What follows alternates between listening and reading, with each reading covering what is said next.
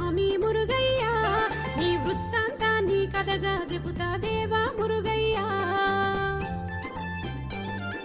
అండపిండ బ్రహ్మాండంలోన సామి మురుగయ్యా, నీ చరితకు సాటి ఇంకేమున్నది సేవా మురుగయ్యా.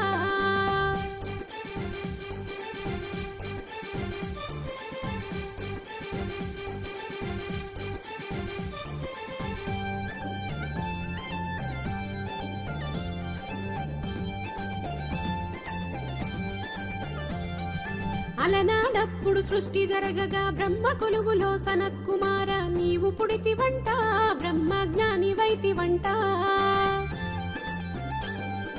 కోర్కెలు లేని సాధకుడయ్యి బ్రహ్మలోకమున తపమునరిస్తూ కాలమెల్లదీస్తూ నీవు సాగిపోతివంట.